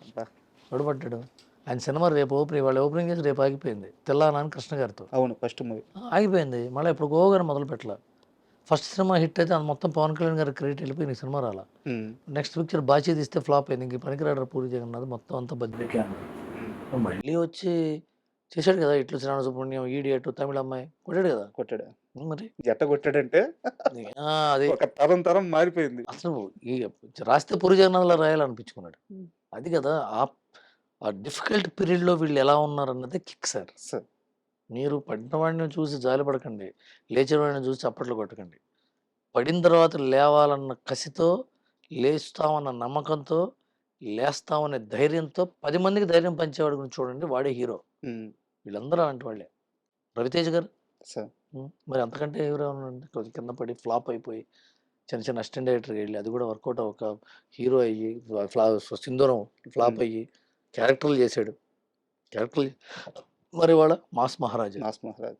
And me wanted movie గురించి సో మీరు చాలాసార్లు మాట్లాడున్నారు, బట్ నా ఒక చిన్న క్వశ్చన్ ఏంటంటే, నేను వినింది మీ దగ్గర సోర్స్ ద్వారా వినింది, ఆ సినిమా ఫస్ట్ గోపిచంద్ గారు వేరే ఆప్షన్ ఉంది హీరోగా మీకు, గోపిచంద్ గారు వచ్చి జాయిన్ అయ్యారు, అంతే కదా? అయితే వేరే ఆప్షన్ రవితేజ గారు ఫస్ట్ ఆప్షన్. ఆ టైంలో మీకున్న కమిట్మెంట్ కానీ, పరిపక్వత కానీ, పట్టు కానీ గోపిచంద్ గారికి నేను సరిగ్గా చెప్పుకోలేకపోయాను, రవితేజ గారు అయి ఉంటే నేను ఇంకాస్త మంచిగా చేసుకునేవాడినేమో అని మీరు బాధపడ్డ సందర్భాలు ఉన్నాయంట, నిజమేనా? ఒకసారి పడి ఉంటా, ఫ్లాప్ అయిన రోజు పడి ఉంటా. అవునా? అంతగానే ఏం పడతాం, అంతగానే బాధపడితే ఉపయోగం ఉంది. రవితేజ్ గారికి చెప్పాను, బాగుంది అన్నాడు ఆయన. ఆ తర్వాత అదే టైంలో కోన వెంకట్ గారు డాన్ సీన్ కథ చెప్పాడు. ఆయన డాన్ సీన్ని ప్రిఫర్ చేశాడు. నన్ను ఆగమన్నాడు, వెయిట్ చేయి నేను చెప్తాను, ఎదురు చూడమన్నాడు. ఆ టైంలో జగన్ గారు గోపీచంద్ గారిని ప్రిఫర్ చేశారు. పూరి జగన్నాథ్ గారి రెఫరెన్స్ వల్ల నేను గోపీచంద్ గారి దగ్గర గోపీచంద్ గారికి అది చెప్పాను. And is a very polite man. Sir. రవితేజ్తో నాకున్నంత చనువు గోపీచంద్ గారితో లేదు. రవితేజ్ గారితో అన్నయ్య అలా కాదు అన్నయ్య ఇలా ఇలా అని చెప్పుకునేవాడినేమో, ఆర్గ్యుమెంట్ చేసేవాళ్ళేమో. అక్కడ అంత కుదరలేదు. బట్ స్టిల్ నేను అప్పటికి ఇంకా అంత మెచ్యూర్డ్ పర్సన్ కాదు. సార్. హ్యూమన్ బీయింగ్‌గా I'm not at all.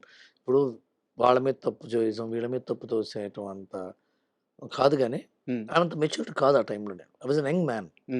I did not have enough experience to direct a film. Management రాలా. అంటే ప్రొడ్యూసర్‌ని నా విజన్ కరెక్ట్ అని కన్విన్స్ చేసే శక్తి ఉండాలి. హీరోని కన్విన్స్ చేసే శక్తి ఉండాలి. కెమెరామెన్‌ని, ఎడిటర్‌లని, యాక్టర్‌ని కన్విన్స్ చేసే శక్తి ఉండాలి. అరిస్తేనో, గీపెడితేనో, ఏవో పగలగొడితేనో, నేను ఇంతేనో ఇంతేనో ఆఫీస్ వదిలి వెళ్ళిపోతేనో, లేకపోతే సరే ఏదో చెప్పి చేసి బయట పడిపోదాం, ఏదో ఒకటి చేసి వెళ్ళిపోదాం. ఇవన్నీ కాదు కదా, కరెక్ట్ కాదు కదా. సార్. ఇవన్నీ జరిగినాయో జరగలేదు పక్కన పెడితే, కన్విన్స్ చేసే శక్తి నాకు సరిపోలా. Sir. Now I will be a better person to convince. ఇప్పుడు ఎక్స్‌పీరియన్స్ వేరు, ఇప్పుడు ఎక్స్‌పీరియన్స్. అదుర్స్ మూవీ సార్. ఎందుకంటే తెలుగు సినిమాలు ఇప్పుడు దాకా వచ్చిన కామెడీ సినిమాల్లో అంటే నవ్వించగల సినిమాల్లో నేను చెప్పేది ఎంటైర్ హిస్టరీలో sir one of the best movie Adhurs. ఆ సినిమాకి పనిచేసిన రైటర్లు మీరు గాని, హరీష్ శంకర్ గారు గాని, కోనా వెంకట గారు గాని, బాబీ గారు కూడా ఉన్నారని విన్నాను. బాబీ గోపిమోహన్ గారు కూడా గాని, గోపిమోహన్ గారు ఉన్నారు. సో ఇంతమంది కలిసి వినాయక్ గారు సరే డైరెక్షన్. ఇంతమంది కలిసి చేసిన అద్భుతం అదుర్స్. సో నేను కొత్తగా ఏమి సినిమా గురించి మాట్లాడట్లేదు గానీ, ఆ సెట్‌లో ఆ రైటింగ్ అప్పుడు, ఆ సిట్టింగ్స్ అప్పుడు ఎలా ఉండేది? ఏదైనా ఒక చిన్న ఎక్స్‌పీరియన్స్ షేర్ చేయండి అదుర్స్ గురించి. నాకు కొన్ని అంటే I will tell you one thing. అంటే హ్యాపీ సినిమా అది. దాని గురించి మరి పెయిన్‌ఫుల్ చెప్పకూడదు. వినాయక్ గారు కథ విషయంలో రాక్షసుడు. సార్. రాక్షసుడు, బ్రహ్మ రాక్షసుడు. ఆయన దగ్గర నేను ఒకటి నేర్చుకున్నా. హిట్ కథ, ఫ్లాప్ కథ అని ఏ రోజు అనడు ఆయన. రైట్ కథ, తప్పు కథ అంటాడు ఆయన. సార్. ఆ దగ్గర నేర్చుకున్నా. కథ చెప్తుంటే తప్పిది, ఈ కథ తప్పు కథ, ఇది కరెక్ట్ కాదంటాడు. ఆయన ఎన్నో లైన్లు విని విని ఏది నచ్చకపోతే ఓ రోజు పొద్దున్నే కోనా వెంకట గారు వెళ్ళి ఈ కథ చెప్పాడు. ఓకే. అదర్స్ లైన్ ఒక half an hour. Okay lock అన్నాడు. ఏం లాక్ అయిందో ముహూర్తానికి అది.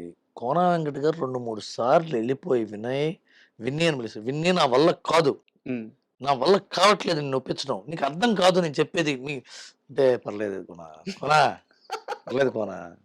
వినయ్ గారిది ఏంటంటే కోనా గారు అంటే ఇష్టం బాగా, పిచ్చ ప్రేమ. వినయ్ గారికి ఏంటంటే ప్రేమికుడు సార్. ఆయన యాక్షన్ సినిమాలు తీస్తాడు, ఆయన ప్రేమికుడు, ఆయన లవర్ బాయ్, అందరిని ప్రేమిస్తాడు. మాట్లాడుతుంటే వినయ్ గారితో మాట్లాడుతుంటే సార్ చాలా ప్రశాంతంగా ఉంటుంది. చాలా హ్యుమానిటీ ఉన్న వ్యక్తి. ఆయన పొలిటిక్స్లోకి రావాలి. వినాయక్ గారు పాలిటిక్స్లోకి వస్తే పెద్ద లీడర్ అవుతాడు. ఆయన కంపాషనేట్ పర్సన్, కంపాషన్ ఉంది ఆయనలో. ఆయన కూర్చొని చాలా ఓపిక్గా జాదంలే. ఇంకా అదృష్టవశాత్తు ఆ టైంలో హరీష్ శంకర్ కోనా గారి దగ్గరకు వచ్చి, అయితే హరీష్ కొంతకాలం అయిన తర్వాత మిరపకాయ వచ్చింది అతను, తను వెళ్ళిపోయాడు. తర్వాత గోపిమోహన్ జాయిన్ అయ్యాడు. గోపిమోహన్ గారు, నేను జాయిన్ అయ్యాం. తర్వాత మధ్యలో మేమందరం ఇంకా కూర్చొని వర్క్ చేయటం. ఫస్ట్ హాఫ్ లాక్ అయిపోయింది, ఫస్ట్ హాఫ్ షూటింగ్ అయింది. సడన్గా అప్పుడు దురదృష్టవశాత్తు తారక్ గారికి యాక్సిడెంట్ అయింది సార్. అదొక బ్యాడ్ ఇన్సిడెంట్. అప్పుడు బ్రేక్ పడింది ఒక 3-4 నెలలు. మళ్ళీ కూర్చుని సెకండ్ హాఫ్ వర్క్ చేస్తున్న టైంలో చాలా బ్యాడ్ సిచ్యువేషన్ ఏంటంటే, అంటే నా మనసులో రోజు వినయ్ గారు, నేను సురేష్ ఆఫీస్లో, సురేష్ గెస్ట్ హౌస్లో ఉన్నాం. ఇంకో ఎవరో ఉన్నారు, అప్పుడు గుర్తులేదు ఎవరున్నారు, మిగతా వాళ్ళు లేరు సార్. ఫోన్ వచ్చింది. ఫోన్ వచ్చి గేట్ బయటే, సురేష్ గెస్ట్ హౌస్ గేట్ బయట అలా బేలగా ఉండి కూలిపోయాడు ఆయన. ఇలా పట్టుకున్నాను నేను. కూలిపోతుంటే అర్థమైంది షేక్ అయ్యాడు. ఎలా ఉంటాడు ఆయన? టైగర్లా ఉంటాడు కదా వినాయక్ గారు. కారుకి వెళ్తే ఒక చోటకి అటే పంజగుట్ట సైడు డాక్టర్ చెప్పాడు వాళ్ళ నాన్నగారికి క్యాన్సర్ ఉంది, లివర్ క్యాన్సర్. కొడుకు అంటే వినాయక్ సార్. కొడుకు ఎలా ఉండాలి అంటే వినాయక్. నేను సంపాదించబోయే మొత్తం రాసిస్తా, నా తండ్రిని బతికించాలంటే ఏ వైద్యం ఉందో చెప్పండి ప్రపంచంలో. నాకు తెలిసిన పూజలు, మంత్రాలు, ఎవరైనా పెద్ద పెద్ద ఉంటారు కదా పండితులు, యజ్ఞాలు, యాగాలు ఒక పక్క. ఇక్కడ ఆశిష్ కపూర్ అనే ఉంటాడు ఆయన, ఏరియాలో లక్కడి కప్పుల దగ్గర హాస్పిటల్ సార్ ఆయన హ్యాండిల్ చేశాడు. నేను జపాన్ పంపించానండి. ఆ రోజుల్లో జపాన్ వెళ్ళి ఉమ్, లివర్ ట్రాన్స్ప్లాంటేషన్ చేయించాడు తండ్రికి, మార్పిచ్చాడు ఆయన.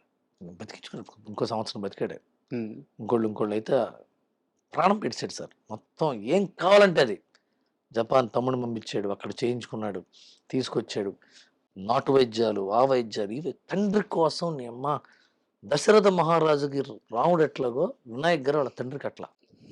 ఆయన తండ్రి ఎన్నికల్లో నిలబెడతానంటే చాగల్లో ఎన్నికలు నిలబెట్టి గెలిపించాడు. సార్ అంత గొప్ప తండ్రి. నాకు అదుర్స్ అంటే అవి గుర్తుకొస్తాయి. రామారావు గారికి పాపం యాక్సిడెంట్ అవ్వటం, వినాయక్ గారికి ఇది అవ్వటం. మేము వినాయక్ గారి దగ్గర మేము నేర్చుకున్నాం. ఎన్టీఆర్ ఒక విశ్వరూపం సార్, నటుడుగా is a marvellous man. NTR is a marvellous actor. Acting అంటే ఏంటి, మనం కాంది మనం చేయటం కదా, కరెక్ట్. అంతేగా. మనది కాంది మనకి తెలిస్తే చేస్తాం.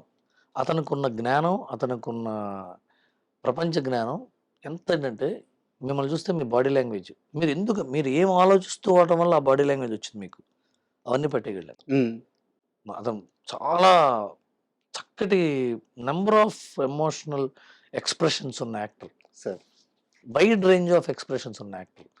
నేను చాలా నాళ్ళ క్రితం ఇంగ్లీష్ సినిమాలు చూసి, హిందీ సినిమాలు చూసి, ఎన్టీఆర్ లౌడ్గా ఉంటాడు పర్ఫార్మెన్స్ అనుకుంటే ఎంత పాలిష్ అయ్యాడంటేనండి. సార్ సినిమాకి నాన్నకు ప్రేమతో ఒక రకమైన స్టైలు, ఆ తర్వాత రారారారు ఒక రకమైన స్టైలు, ఇప్పుడు మన సలార్ డైరెక్టర్తో చేస్తున్నాడు అవును, డ్రాగన్. డ్రాగన్. అలాంటి పర్ఫార్మెన్స్ చూస్తేనే తెలిసిపోతుంది కదా ఎంత తర్ఫీద్ అయ్యాడు, ఎంత ప్రిపేర్ అయ్యాడు యాక్టర్. కానీ యాక్టర్ ప్రిపరేషన్ బుక్ ఉంటుంది దానికి, ఆ బుక్కి మైండ్ ఉంటే ఆ మైండ్ ఎన్టీఆర్ ఎంత ప్రిపేర్ అవుతుంటాడు. అలా ఒక he needs to be challenged more.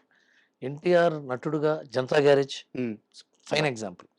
ఏంటంటే ఎన్టీఆర్ గారిని ఛాలెంజ్ చేసే స్క్రిప్ట్లు రాయాలి.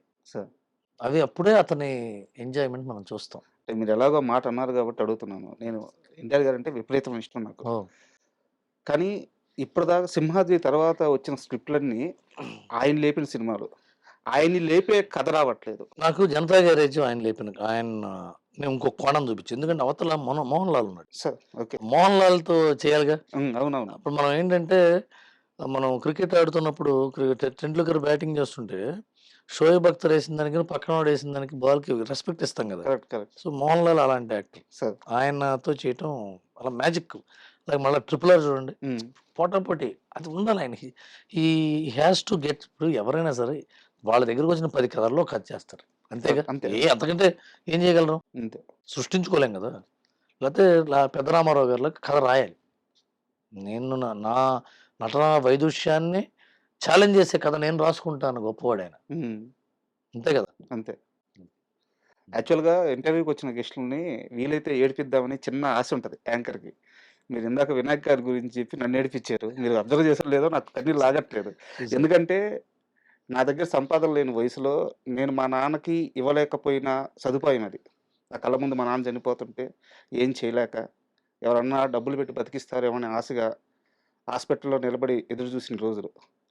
మీరు ఆ మాట అనగానే నాకు అసలు ఒక 2-3 సెకండ్లు అర్థం ఏమి మైండ్ పోయింది. మా నాన్న ఏం చేశాడంటే, నేనంటే ఎంత ఇష్టం అంటే మా నాన్నకి, నేను సేవ చేసుకునే అవకాశం ఇవ్వకుండా పోయాడు. సార్. అంటే కూర్చుని మంచినీళ్ళు తాగి బాత్రూమ్కి వెళ్ళి పడిపోయి చచ్చిపోయాడు. అది చూడండి అసలు. అంటే అనారోగ్యం లేకుండా, రేపు పొద్దున పుట్టినరోజు, సార్. పొద్దున బట్టలు చదువుకుని రైలు ఎక్కి అన్నవరం వెళ్ళాలి, ఆ రోజు రాత్రి చచ్చిపోయాడు. అంటే నేను కనీసం గివ్ బ్యాక్ కూడా ఇవ్వలేకపోయాను. ఓకే, కొంతవరకు కొందరికి అదృష్టం ఉంటుంది, కొందరికి ఉంటుంది సార్, అంతే అది ఆ విషయంలో. And sorry. Okay okay fine. And last few more questions. నేను కంపేర్ చేసి అడగట్లేదు. రాయగల కెపాసిటీ ఉన్న చాలామంది రైటర్లలో సో మీరు వన్ ఆఫ్ ది టాప్లో ఉన్నారు. బట్ డైరెక్షన్ విషయంకి వస్తే మళ్ళీ ఒక్కసారి చేజారిందాన్ని మళ్ళీ గట్టిగా పట్టుకోవాలి, ట్రై చేస్తాను, ఇలాంటి ఒక ఆలోచన ఉంది, ఇలాంటి ఒక కథ ఉంది, ఇలాంటి ఒక కంబ్యాక్ ఇవ్వబోతున్నాను. సో డైరెక్షన్ విషయంలో మీ మైండ్ సెట్ ఎలా ఉంది ఇప్పుడు? Direction needs a lot of energy sir. శక్తి కావాలి సార్. సక్సెస్ కావాలి. మనం సక్సెస్ లేనప్పుడు మళ్ళీ డైరెక్షన్కి వెళ్ళాం అనుకోండి, యాక్ట్ చేసే యాక్టర్‌కి, పెట్టుబడి పెట్టే ప్రొడ్యూసర్‌కి కూడా హాఫ్ మైండెడ్‌లో ఉంటారు. హ్మ్. ఈడు ఆల్రెడీ ఫ్లాప్ తీసాడు. మళ్ళీ ఈడితో తీస్తే ఏమవుతుంది? మనం చేయించుకుందాం. హ్మ్. అని వాళ్ళ సలహాలు, వాళ్ళ సంపద మనం చెప్పింది చేయలేం అట్లాగా. హ్మ్. రెండేంటంటే ఫిజికల్‌గా కూడా సక్సెస్ ఇచ్చే ఆరోగ్యం వేరు. సక్సెస్ ఇచ్చే భావం వేరు. హ్మ్. ఇప్పుడు 32 ఏళ్ల వాడికి ఫ్లాప్ వచ్చినా నిలబడగలడు గానీ, నా ఏజ్ వాడు ఫ్లాప్‌ని తట్టుకునే బలాన్ని ఇవ్వలేడు. Sir. So, it is a very far fetched idea. ఇప్పుడు రాకెట్ కనిపెడతాడండి. రాకెట్ కనిపెట్టి ఫెయిల్ అయితే హ్మ్. ఇంటికెళ్ళిపోడు. వాడు నంబర్ 1 విమానం కనిపెట్టాలనుకోలే. సార్. నేను అట్లాంటివి ఆలోచిస్తే రాకెట్ ఇంకో 2 సార్లు ట్రై చేయటం ఎందుకు? హ్మ్. I'm fine in that. Yeah! నేను అందుకనే 'జవాన్‌లో' డైలాగ్ ఉంటుంది. నువ్వు దేంట్లోనో ఫెయిల్ అయితే దేనికి పనికిరానివాడివి కాదురా ఇంకో దేనికో పనికొస్తావు అని అంటాడు. అవును. హ్మ్. ఇది. అండ్ ఇప్పుడు మీరు రైటర్‌గా గాని, లేదా ప్రొడ్యూసర్‌గా గాని హ్మ్. వెల్ ఎస్టాబ్లిష్ అయ్యారు. సినిమా మీకైతే కడుపు నింపింది. సో, రాబోయే అప్‌కమింగ్ రైటర్స్‌కి గాని, యంగ్‌స్టర్స్‌కి గాని, సో, 'బీవీఎస్ రవి' ఎలాంటి ఒక ప్లాట్‌ఫార్మ్ తన స్థాయిలో ఇవ్వగలడు? ముందు కథా రచయితలకి కథ రాయటం రావాలండి. హ్మ్. కథా రచయితలు ఐడియాస్‌తో వస్తారు. సింగిల్ లైన్స్‌తో వస్తారు. ఆ ఐడియా కథ అవ్వాలి. దానికి ఒక ఎక్సర్‌సైజ్ ఉంది. చాలామంది నా దగ్గర ఐడియా ఉందండి. ఓ 5 నిమిషాలు చెప్తారు. అది హ్మ్. కథ కాదు అది ఐడియా. హ్మ్. కథ చేయాలి. కథ చేయాలంటే ఒకప్పుడు గురుకృష్ణ పరంపరలాగా పరచూరు బ్రదర్స్ దగ్గర పోసాని గారు, పోసాని దగ్గర నేను అలా పని చేసుకుంటూ వచ్చాం. సార్. నా దగ్గర కిషోర్ తిరుమల అవును. వచ్చేవారు. అలా ఉంటేనే వర్క్ నేర్చుకోగలరు. అసిస్టెంట్స్‌గా పనిచేయండి రైటర్ల దగ్గర, పెద్ద రైటర్ల దగ్గర. మాకు పేరు కావాలండి, డబ్బులు కావాలండి అని గొడవ పడి పని నేర్చుకునే అవకాశాన్ని కోల్పోకూడదు. సార్. నువ్వు ఎవరిది శక్తి చౌర్యం కాదు ఇక్కడ. ఒక్కోసారి నీ గురువు తప్పేమో అని నీకు అనిపిస్తుంటుంది. అది కూడా నీ మైండ్‌లో నోట్ చేసుకో. నేనైతే ఇలా చేయను అని. హ్మ్. ఆ తర్వాత రిజల్ట్ కరెక్ట్ అనుకో. నువ్వైనా రాంగ్ అవుతావు. రిజల్ట్ రాంగ్ అయితే నువ్వైనా రైట్ అవుతావు. సార్. దగ్గరుండి చూసి నేర్చుకోవాలి. చాలామంది బొత్స రైటర్లు అంటుంటారు. మీ చాలా యూట్యూబ్‌లో కొన్ని వందల వీడియోస్ ఉన్నాయి. చూడండి. ఇప్పుడున్న ఏఐ వల్ల ఆటోమేటిక్‌గా సబ్‌టైటిల్స్ ఆటోమేటిక్ లాంగ్వేజ్ చేంజ్ కూడా వచ్చేస్తుంది. హ్మ్. అవును. అవన్నీ తెలుసుకోండి. బాగా నేర్చుకోండి. తొందరపడొద్దు ఎదిగేద్దామని. సరంజామా బాగా ఉంటేనే రాకెట్ పైకెళ్తుంది. ఎంత మందుగుండు ఉంటే అంత నాలెడ్జ్ అది. సార్. అంత సరంజామా తెచ్చుకోండి. నా దగ్గరికి ఎవరైనా వస్తే నేను ఎవరికైనా నా కథ విని బాగుందో లేదో చెప్పగలిగే ఎప్పుడు చేస్తుంటాను. ఆల్రెడీ నా దగ్గర చాలామంది వస్తారు. నేను హ్మ్. చెప్తుంటాను. హ్మ్. అండ్ 'మేము కాపురం' విషయంకొస్తే, సో, 'బీవీఎస్ రవికి' 'మేము కాపురం' కొత్తగా ఏమిచ్చింది ఇన్ని సంవత్సరాల తర్వాత? మళ్ళీ మీ ముందు వచ్చి ఇంటర్వ్యూ ఇచ్చే అవకాశం వచ్చింది. ఓకే. ఇది మీరు ఆల్రెడీ కూడా ఇచ్చున్నారు. నేను అడిగేది కొత్తగా. మరిన్ని వెబ్ సీరీస్‌లు చేయడానికి ధైర్యం ఇచ్చింది. సార్. అంటే everything is proving to your self first. నేను ఇది చేయగలనా లేదా? హ్మ్. ఇప్పుడు మీరు ఇంటర్వ్యూ చేయగలనా లేదా అని మీకు ఎప్పుడు తెలుస్తుందంటే ఎవడో వచ్చి సార్ బాగా చెప్పారు సార్ అని. కరెక్ట్. అభినందన కదా! కరెక్ట్. అభినందన కూడా ఒక ఎనర్జీ, ఆక్సిజన్. నాకు అభినందన వచ్చింది. హ్మ్. మీరిప్పుడు నన్ను పిలిచారంటే సక్సెస్ అవ్వడం వల్ల. సార్. మీరు మమ్మల్ని ప్రశ్నలు అడిగారు. సో, ఇదేమవుతుందంటే ఓకే. బాగా చేసాం. ఇలా ఇంకా బాగా చేయాలి. ఇంకా ఎదగాలి. ఇంకా పెద్ద స్పాన్‌కెళ్ళాలి. ఇంకా పెద్ద స్పాన్‌కెళ్ళాలి అనేది ఎనర్జీ బూస్టర్. బట్ ఓటీటీలందరికీ మీరు ఇదొక హాట్ కేక్ అయిపోయారిప్పుడు. అయితే గనక చాలా సంతోషమే కదండీ! హ్మ్. హ్యాపీ. అండ్ అటు 'ఆహా' చూసినా, ఇటు 'జీ5' చూసినా, అండ్ వేరే కొత్త ప్రాజెక్ట్ కూడా ఒకటి వేరే వాళ్ళకి చేయబోతున్నారని చెప్పి విన్నాను. అవునవును. ఆ! సో, జరుగుతున్నాయి. హ్మ్. ఓటీటీలందరికీ కేర్ ఆఫ్ 'బీవీఎస్ రవి' అయిపోతున్నారు. అలా ఉండదు సార్. దేనికదే. దేనికదే సార్. నిన్న పనయిందని ఇవాళ పనవుద్దని గ్యారంటీ లేదు గదా! సార్. దేనికదే. మళ్ళా డ్రిల్ ఇందాక పొద్దున ఇందాక చెప్పా కదా డ్రిల్. హ్మ్. ఆ డ్రిల్ అయితే గ్యారంటీ. హ్మ్. హ్మ్. అదుంటది. దానికి. ఎవరికైనా అంతే. సార్. అండ్ 'అన్‌స్టాపబుల్' మళ్ళీ స్టార్ట్ అయ్యే ఛాన్స్ ఏమన్నా ఉంటుందా? అన్‌స్టాపబుల్ అనేది ఒక అన్‌స్టాపబుల్ సార్. హ్మ్. బాలకృష్ణ గారి టైము, ఆహా! వాళ్ళ ప్లాను. హ్మ్. So, I'm will be ready. హ్మ్. ఏదో జరుగుతున్నాయి వెనకాల. నాకు పెద్దగా తెలీదు. బట్ ఇలా జరగబోతోందని తెలుస్తుంది. ఇంకా చాలా కొత్త ఐడియాతో రాబోతున్నారు బాలకృష్ణ గారు. అంతవరకు నాకు నమ్మకం ఉంది.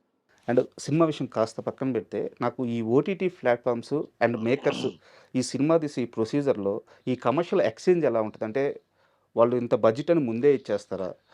ఆ ప్రాసెస్ ఎలా ఉంటది? కమిషన్డ్ ప్రాజెక్ట్స్ అంటారు వీటిని. సార్. అదేంటంటే ముందు ఒక రచయిత ఎళ్లి మేము కథ చెప్తాం అంటాడు. హ్మ్. ఫస్ట్ స్టెప్ హ్మ్. తలుపు కొట్టి, తలుపు తీస్తే హ్మ్. కథ తీస్తే. కథ చెప్తాం అంటారు. హ్మ్. ఇప్పుడు కథ చెప్తాం అన్నప్పుడు అక్కడ వాళ్ళు కథలు వినేవాళ్ళు 4, 5 ఉంటారు. సార్. క్రియేటివ్ ప్రొడ్యూసర్స్ అని ఒక మంచి పేరిస్తారు వాళ్ళకి. హ్మ్. వాళ్ళ కార్పొరేట్ భాషలో రకరకాల పేర్లతో తిరుగుతుంటారు. 4, 5 ఉంటారు. 4 మంది ఉంటారు. 4 మంది వాళ్ళకి కథ చెప్తారు. వాళ్ళు గదిలోకి వెళ్ళి వాళ్ళు మాట్లాడుకుంటారు. ఏమంటే వాళ్ళ అబ్బాయి కథ చెప్పాడు ఎలా ఉందంటే, అబ్బో దారుణం ఉండి 2 గంటలు వేస్ట్ అనొచ్చు. అసలు మరీ ఘోర కలి అంటారు ఒకడు. బాగానే ఉందండి, అతనికి చెప్పడం చేత కావట్లేదు కానీ బాగానే ఉందని ఒకడు. ఇవన్నీ మాట్లాడుకుని బయటకు వచ్చి వీళ్ళు డిస్కస్ ఇంటర్నల్ అండి, మీరు పిచ్ డెక్ లాంటిది ఏమైనా ఇస్తే అది ఇస్తే, ఆ పిచ్ డెక్ అంటే అదేదో పాపోత్సవమే ఉండదు. ఈ కథ 2 లైన్లలో ఏంటి, 10 లైన్లలో ఏంటి, ఎవరెవరు ఉంటారు, ఏ ఊళ్ళో జరుగుతుంది, ఫోటోగ్రఫీ ఎలా చూపిస్తారు, పాత ఫోటోలు ఏమైనా చూపించి ఎలా తీస్తారు, అవును. క్యాస్టింగ్ వీళ్ళు ఏమనుకుంటున్నారు అని చూస్తే వాళ్ళు ఓహో ఈ రచయిత మనసులో ఇది ఉందన్నమాట. ఇది డెవలప్ చేయొచ్చేమోనండి. సరేనయ్యా నువ్వు కొద్దిగా చేసుకురా అంటారు. మళ్ళీ వాడు కొద్దిగా చేసుకొస్తారు. అంటే అబ్బాయి బాగా తిరుగుతున్నాడు, కష్టపడుతున్నాడు, ఇదేదో కొద్దిగా బడ్జెట్లో అయ్యేటట్టుంది, ఇది డెవలప్ చేద్దాం అంటే అప్పుడు అతను పిలిచి, అవే నీకు ఇంత రొక్కం ఇస్తున్నాం, డెవలప్ చేసుకుంటారా, తర్వాత మళ్ళీ కొంత ఇస్తాం. మొత్తం అయిన తర్వాత మాకు నచ్చకపోతే ఆ కట్ట మేము తీసుకుని డస్ట్బిన్లో పడేస్తాం, గెట్అవుట్, తీగపోవచ్చు, కానీ ఇది మొత్తం మాకు ఇచ్చేసేయాలి. ఇంత ఐడియా చెప్పావు నువ్వు, నీకు డబ్బు పెట్టి మొత్తం డెవలప్ చేయమన్నాం కదా, దాన్ని కమిషన్ డెవలప్మెంట్ అంటారు, దాన్ని డెవలప్మెంట్ ఫీ అంటారు. డెవలప్మెంట్ ఫీ చేసిన తర్వాత అతను ఇచ్చిన ఒక ఇంత ఐడియాని మొత్తం వాళ్ళు ఎపిసోడ్లో 7, 5, 6 రాయించిన తర్వాత ఇదంతా వాళ్ళదే అని అగ్రిమెంట్. వాళ్ళు మొత్తం డెవలప్మెంట్లు చూసుకుని మళ్ళీ ఒక సర్వసభ సమావేశం పెట్టుకుని, ఆ కథ ఒకటి బాగుందండి ఒకసారి విందాం మనం, మొత్తం విని ఏం చేద్దాం, ఢిల్లీ బొంబాయి వీళ్ళ హెడ్ ఆఫీస్కి పంపిస్తారు. ఏమంటే ఈ కథలు ఉన్నాయి, మనం అందరికి డబ్బులు ఇచ్చాం, ఒక 10 మందికి ఇస్తే ఒక 5, 6 తెలియంది, 5, 6లో 3 అయితే రెడీగా అనిపిస్తున్నాయి, మరి మీరు నిర్ణయం తీసుకోండి అంటే, సరే అండి మేము అయితే ఒక పని చేద్దాము, మనకి తమిళ్లో కూడా ఒకటి, హిందీలో ఒకటి, మరాఠీలో ఒకటి కూడా మనకు ఉన్నాయి, వాళ్ళేమో అదేదో వెబ్ సిరీస్ మర్డర్ అంటున్నారు, ఇంకోటేమో ఇన్వెస్టిగేషన్ అంటున్నాడు, ఒకటేమో హారర్ అంటున్నాడు, మన దగ్గర రొమాన్స్ లేదు, మంచి రొమాన్స్ ఉంది కదా, రొమాన్స్ ఉంది సార్ మన దగ్గర, ఇది ఉంది, వీటిని చేద్దాం. ఏ బాబాయ్ అనేది ఓకే, ఓ డైరెక్టర్ని పెట్టాలి దీనికి, సార్ నేనే సార్ డైరెక్టర్, నువ్వు కాదు నువ్వు రైటరే, నువ్వు డైరెక్టర్ అలాగోదు అట్టండి చేయదు కాదు, నువ్వు డైరెక్టర్ ఓకే అని చెప్పి, ఆల్రెడీ డైరెక్టర్లు వీళ్ళ దగ్గర ఇంతకుముందు వెబ్ సిరీస్లు తీసిన వాళ్ళు కానీ, పక్క ఓటీటీల్లో వెబ్ సిరీస్లు తీసిన డైరెక్టర్లు కానీ, లేకపోతే ఇంతకుముందు అక్కడ దాకా వచ్చి ఫెయిల్ అయిన డైరెక్టర్లు కానీ, వాళ్ళని పిలిచి అబ్బాయి నువ్వు ఏమైనా చేస్తావా, ఖాళీగా ఉన్నావా అంటే, ఉన్నాను సార్ ఈ నెల నుంచి ఈ నెలలో ఖాళీ, రాను కథ విను, అమ్మో ఇది రాడ్డండి నేను చేయలేను అనొచ్చువాడు, మళ్ళీ మొదటికి రావచ్చు, మళ్ళీ మొదటి రావచ్చు, ఇటు రాడ్డు అంటున్నాడు ఏంటి, ఇది ఆపేద్దాం అనుకోరు. ఓహో నీకు నచ్చలేదు అనమాట, మా టేబుల్ అంతటికి నచ్చింది, మేము ఇతనికి డబ్బులు ఇచ్చాం, మా హెడ్ ఆఫీస్కి నచ్చింది, నీకు ఒక్కడికి నచ్చలా, నువ్వేమైనా మార్చుకుని చేసుకుంటా అంటే చేసుకో, లేకపోతే మేము కూడా చూసుకుంటాం. అది డైరెక్టర్కి వాల్యూ ఇస్తారు, డైరెక్టర్ ఓన్లీ డైరెక్షన్ చేయాలి, నువ్వు కెలకద్దు, ఎక్కువ కెలకద్దు, కొంత కెలికి చూసుకో. ఆ డైరెక్టర్ని ఇచ్చి, బాబు నీ తరహాలో నువ్వు తీయడానికి కెలకుతావా లేదా మొత్తం పిండుతావా అంటే, నేను మొత్తం చించుతా అంటే చించు చూపించు, అమ్మో వీడికి అసలు కథ అర్థం కాలేదండి, మనం ఏదో అనుకుంటే వీడు ఇంకోటి ఏదో అంటున్నాడు, మనం రొమాన్స్ అనుకుంటే వీడు ఫ్యామిలీ డ్రామా అంటాడు, పంపించండి అంటారు. ఇదంతా జరిగి 10 రోజుల్లో జరిగిపోతుంది, ఇది కూడా జరుగుద్ది 10 రోజుల్లోనే. ఆ తర్వాత ఒకడు వచ్చి వాడికి తెలుసు ఇలా జరుగుతుందని, అసలు మీరు ఇచ్చిందే మహాప్రసాదం అంటాడు, ఎందుకంటే అది తీసి పడదొప్పుతారు. వాళ్ళు మొత్తం డైరెక్టర్ రైటర్ ప్రొడ్యూసర్ ఎవరు, ఇప్పుడు ఏం చేస్తారంటే దీన్ని ప్రొడ్యూసర్ అంటే ఎగ్జిక్యూట్ చేసేవాడు. ఇంతకుముందు వాళ్ళు మార్కెట్లో ఎవరు తక్కువ డబ్బుల్లో బాగా రిచ్గా తీయగలరు, మన బడ్జెట్ ఎక్స్ అయితే ఎక్స్ స్క్వేర్లో తీయగలరు, 2xలో తీయగలరు.